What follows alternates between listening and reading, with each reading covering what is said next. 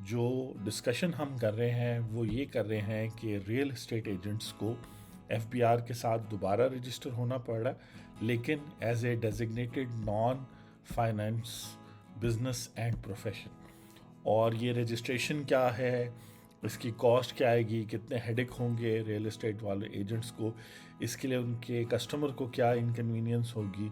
तो ये चीज़ें हम इसलिए डिस्कस कर रहे हैं ताकि आपके पास एक क्लियर कॉन्सेप्ट हो कि आप अगर रजिस्टर हो रहे हैं और ये सारी रिक्वायरमेंट्स फुलफ़िल आप कर रहे हैं या करने जा रहे हैं 1 जनवरी से, वैसे भी जितने भी डेवलपमेंट अथॉरिटीज़ हैं वो सिर्फ उन रियल एस्टेट एजेंट्स के साथ डील करेंगी जो रजिस्टर्ड हैं।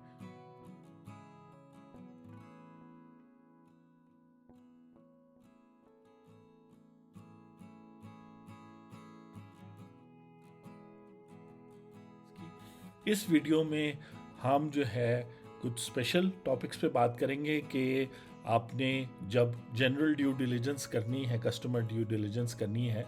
तो आपने हर एक कस्टमर की स्क्रीनिंग भी करनी है। मुख्तलिफ सेक्टर्स जिसमें रियल एस्टेट एजेंट्स के लिए हम कॉम्प्रिहेंसिव ये गाइड बनाई है कि वो क्यों रजिस्टर हो जाएं,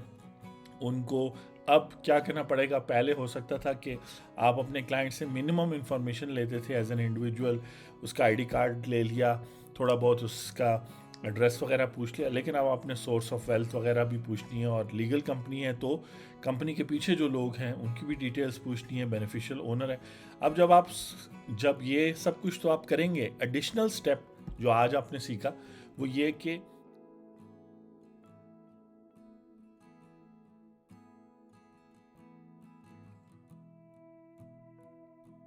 पता होना चाहिए कि ये शख्स पॉलिटिकली एक्सपोज्ड पर्सन है। अब जो है सपोज करें, वैसे तो बहुत सारे लोगों को प्रोमिनेंट पॉलिटिशियंस और उन लोगों का पता होता है, लेकिन अगर इसको एज ए प्रोसेस हम देख रहे हैं तो फिर इन्हेंस्ड ड्यू डिलिजेंस में वो ये कह रहे हैं कि वो आप एडिशनल इंफॉर्मेशन लेंगे कि वो कितने एसेट्स खरीद रहा है, और ये पब्लिक डेटाबेस से उसके ऑलरेडी कितने एसेट्स हैं। अब जैसे रिसेंटली टैक्स डायरेक्टरी पार्लियामेंटेरियंस की इशू हुई है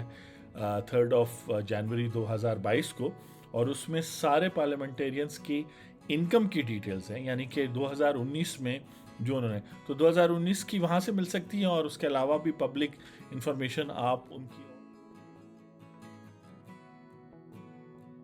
तो नेक्स्ट टाइम हम बात करेंगे प्रॉम्प्ट रिपोर्टिंग पे और रेड फ्लैग्स पे, CTR रिपोर्ट।